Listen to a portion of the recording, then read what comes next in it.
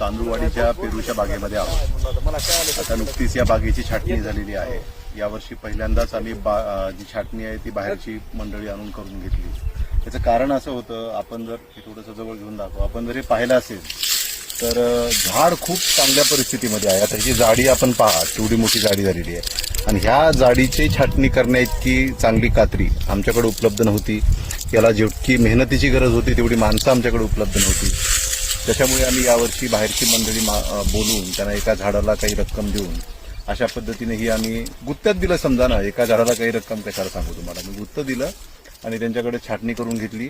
त्या लोकांचं खूप कौतुक आहे। म्हणजे पहिल्या दिवशी जेव्हा ते जी कात्री घेऊन आले होते त्या कात्रीने ही छाटणी व्यवस्थित होतच नव्हती। ते बिचारे दुसऱ्या दिवशी परत गेले, परत परभणीवरून अजून थोडीशी चांगल्या दर्जाची आणि मोठी कात्री त्यांनी आणली आणि त्या कात्रीने ही सगळी बाग त्यांनी आमची छाटणी करून दिली। म्हणजे कामालाही एक चिकाटी लागते, प्रामाणिकपणा लागतो, आपण घेतलेलं काम पूर्ण करायची ही भावना लागते।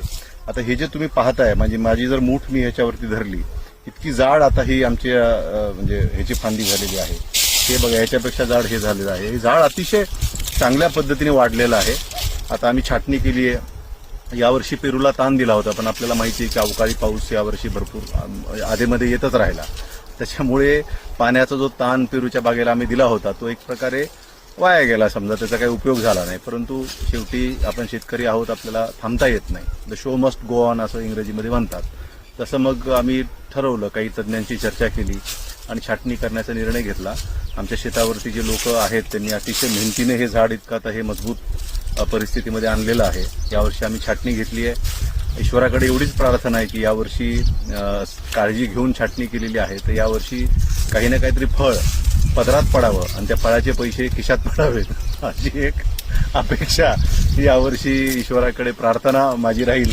कारण शेवटी यशानेच माणूस टिकतो, प्रोत्साहित होतो आणि जर माणसाला त्याच्या प्रयोगामध्ये यश नाही आलं तर एक हिरमुसलेपणा येतो माणसाला। आणि शेतीचं कसं आहे, शेतकऱ्याचं कसं आहे, एक जरी माणसाचा प्रयोग फसला तर पुन्हा दुसरे शेतकरी तो प्रयोग करत नाहीत, त्याची हिंमत होत नाही, साहजिक।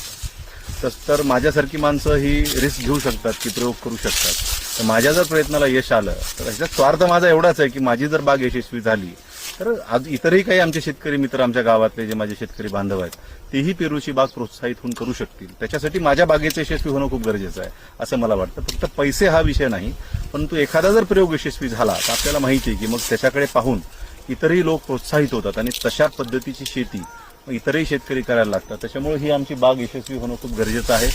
आता आम्ही छाटणीचा पहिला टप्पा पार केला आहे। अपेक्षा आहे की पाऊस काळ यावर्षी चांगला होईल। मागच्या वर्षी राहिला नाही, जून जुलै दोन्ही महिने आपले बिना पावसाचे गेले, त्याच्यामुळे आमच्या बागेला फलधारणा व्यवस्थित झाली नाही। यावर्षी काही सुधारणा त्या छाटणी करणाऱ्या व्यक्तीने आम्हाला सांगितलेल्या आहेत, तशा सुधारणा आम्ही करू।